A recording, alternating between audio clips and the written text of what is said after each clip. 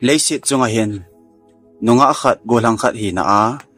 ki dei ding ki ngai ding ki lung set ding at zo le ki chen ding abana chale naw hin ding he chi chu pathinin agon do sa le aphu do sa hin tu lain wang mi tampi in ki lung set hi amang hilin ki dei dan ki ngai dan hebe se lo ki mo ngai jeng ki mo khen jeng a hin homi tampi sit lo aum ji in thina chan ge thung loi jong a da pon hi he chi chung chang hin tu ni khon jong dongma chung changa holim na an ne ohitin dongma to ki khen ji a ki that ho sui sai ama le ki ama ki bol ham ama le ama ki that ham a hin khu sit lo ham a kerel sit lo ham za chom lam choma i to ta ven a ta in ponat ta topic hi tu ni khole na ta lang hi te tu ni khon ga gyalen ga ngai to in nang jong dong manei na hi mai the he golang nunga jong dong manei na hi mai the hi ai le iden huna ko na pathinin if le adam chu chon set na sagu kiwa hun hi akiat on pon chon set na thega anani kha huna ko na chu kiza chat na kiza pi na ahong umin amani akonin chale naw ahong pungin hiti chun akhangin abanen ahong pe in kingai kilung set numei pasal kicheng ding chale naw hinding hiti chun ahong do nei tu lain jong nunga golang tampi akide akingai tampi jong ayum tawin adia ipil dan da no gam leisi ki khial dan chu chapang kum thom cha somni thinglo hon jong hiti a chu somlenga vel hi a hi la ya jong kilung set ki ngai di ta hiti a chu a hin her wa ki cheng wa ki ngai wa hiti a chu chale naw hing jong umai a ga me nei a hi le numei a hi in pasal hi in a kilung set naw ai leval a ki ngai naw vahin achapang ho hian lang ahan lang hi jong le mi tampin kilung set hi imang hilovin mem khat hi na a ki hen ai lawale ki dei hi ki ti hi aum so ke mi khat chu ki dei hunding pasal khala na me khat chu thi chan ge dinga ki chen chan ge ya ai lawa thi chan ge ya tiu hi te hi chan ge dinga chu ki nga ya kilung set do jong mi hi a lo jong a ume jong a ume mi kwang khat chu sot pita ki ngai zo nga jong ki hen jong a da pon kon khat kit chu hapta ni ham a ki nga ya ki hen da jong pon hitia lam chom chuma ki ngai da ne kilung sit na di ta pa wang hi a be se ta po in tu la ya mi khat chu function ichin aga ki muzeng facebook nga ki muzeng ki deya amel hoizi a ki zol jing ki mo dei pi pai jing ki mo hen pai ki jing da lo wi apa pending wang chu numei khat evet noma pasal khat evet noma le phate ke cha achina chai khola elung sit momong kilung sit na di ta momong thading hitam ti a hi igel te nga le hen ki ngai kilung sit hi bol pan jing ding angai ne hi e ho in khat ve mu a ki dei jing ki ngai jing ke ti hi e bol ve ne hi le khonungin hin khotam pi ase lo numei jong pasal jong aki ji ne hi sit na ama le ama heta chun akerel akisu sit lo ahong ki pan ji ne dogma chung chang jong hi ki ngai kilung sit chung chang jong hi ki mu pat pana ai lawa khat vega amu jing se a alima mo dei thomana ki mo azol hi hong phap be se loading a hi in hoi hi jong le a character a chon dan ami ngai lut na chun he ji pa jo evet wa iti chan hi jong le e khen pon te ai lawa le hi chi pathin to ai lawa le pathin thu akiman cha hom pia in sung nom sim hom pi the hi nai ti hi igel ting wa le hen hitia hi kilung sit inga hi panjole hen hi chi hong so jo ding da na hi tu line hit bang chi bol povin hiti chun ikingai ovin ki mu tu a ki dei mai maya akingai ovin ikilung sit vin ai ti chun ong ki khen ji ta ve na hi ai le sot bi ta kum akuma lu na ki hel ho jong aki khen tho na ve ai le hon isei no mu chu ki khen nunga ium chan pau hi mi tampi in ipiti e bol lovem iti decision na lam iti decision e la ovem mi tampin wang a decision la ikis a hin khosit na ato na service jong hiti achu bol ngap chatalo amal ema hin ho ki tha nom jing deep praise te achu nisi a chi jing mi tampi aumin status a kela set jing anle tuijong a hina banga don lo hobung sungang khang tha la loi la gol la kil na jong jaw nom talo hita so ta pi mi tampin a hin ho hi se na imang lo ji ni numei jong pasal jong a hin ki thanan imang lo jiwin hobung sa la povin to la tham za chom I service inei naw yong ida langa chawin in kho jong I cha povin ai he chi chu hi aboya tuni khon ita lang no mu chu ikin ngayo ikilung sit hi pathin ipan sa di hi ki khen nunga jong ki eimal ki suisa ya eimal hin kho ki su si ki te hi atha ba I khaw I pe wa hi so hi bolo do thu tun tuna ipan di hi pathin nang le ke dinga thil pha ago ni thilgun ane hi tuni kho ana khen tuni kho ana lungsit tuni kho a nagyal to hongbang lo hitabang ni muna aum te nga hile khununga pathin nang dinga thilgun ane je ti e di oi Christian ta sancha te chona dol jong hiding a hi hitabang inei thi wale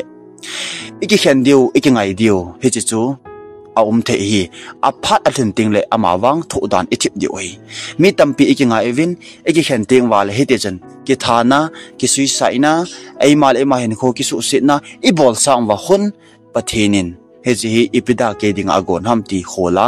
aphading zo anagon a hi ti zo I khol do di hi mi tampi in tulaya evet do aki khen hun tinga jo le ki pum ho talo apusal pan eng hor hon anumei nu chu phone dunga hin viral sa media la ai ta chu hin sumin sia hi ta chu hin kho tampi si lo mi tampi akyum lo ji nei kilung sit wal je azong elevale khununga ele ki ka buina su thei ni kilung sit cho asi point kilung sit dio ama wang kha veitin le hong ki khen the ti yong igel tha de ui ki khen nung ting jong le o pathin thil gon hin ke e de lo ta ina mi dang to hitia chu ki ngai hai tai ta ila theiwam ila thei di hi ikam bol de hi pathin in jong ki ya ding apha hin gong nan ti azi chu mi izinei to ka mi a che ki theilo ama nu ama pa e a che theilo ui chuting ta jong le jinei nu nga yong ki khen na bon aum theile ki dei ki ngai la ya aum thei ding a hi ti het sa hina ama wang heti a ki khen nu nga sot pita ki ngai sit na thanga yowa thi chan gya ipan pau hi e je pai khang tha hin kho adinga dei lo ta khari hi chi sanga chu bible ilungim ilungdan petwa a hinga hongding a se pit beni peter le khathor khatna bunga changsiya nalung kham na josi ama chunga seplavin aji chu ama na khan khoding agel nai ati ena Matthew bung som la khat chang som ni le changgit tonggim te le pogi te kahinga hongon keiman nang ho chol nga saungi ati kelina hi choteng tala samlabu nam som thumle li chang som le changi na chan lungthim kisi te hinga pakai ahong naizin alagaw ki gimbol te chu a uhing zin a hi ati chuna pathen lopi na chang hen na ilungim ilungdan pet ting pathin zo ibel do hin ama wa ehon building hello pathin do bang agel wa ehol ehoen hitia chu decision ila atema izoji lo hiza china chan ge elhun loji wa hi ti ta lang nom ven hi chu phalo ta hi hi chi khel lama achaina eketil kho no mu chu na khang don hin kho pakai de lama naman angai ni I khang dong hin kho pakai de lama zo iman de ka so pete ho hi chi Ecclesiastes bung som la ni chang khat na khang dong lai na simpa gel lo zengin ati thuil pai aching be se zengi van pathin chi na dim se pa cha ma chi na pe hin hinai ama achi ding dan che egelong her sai na khang dong lai jin na simpa gel do in hi chi thu chang hi khang dong hon phata in ingai to du akinomi ni tu ni a khang dong hin kho hi ki hat sa ding phat hello ki bol thei sa na ding phat jong hello ki chi sa na ding phat jong a hi poi zon thang hoi man na ding phat jong hello hi nu le pa ki da a nu le pa tek bol na ding phat khang jong hello nu le pa na mole na mi mo e he ti a ho na ding phat jong hello hi khang dong hin khoi pathin le satan chule mi mon aman nom avet lal phat a dei chat phat he ti jong isu mi lo do e thusim khat hitin anomi nei zalman nume Zulinia kitinu hi ama he ichi Zulinia kitinu chun zi ananein hichi azinei zo cha khat anei zawin anaw bu a hin cancel a hong umin ama hin athi pi ding in aum ta ni aki gerin azipa koma hitin ase ichanu hi phata in anahil te tezin keira thiding ka hitan azi chu tunia hi chan ka ge na ji hi nang in he pon pathin a he pathin ei gaw sam hi pathin ei go ra hi ati azipa koma se cho kanunga ahin khu chu zon thang hoinan valley kanamange hizai pathin ka chandia lom lo ap hi kedin aling sele atikit ni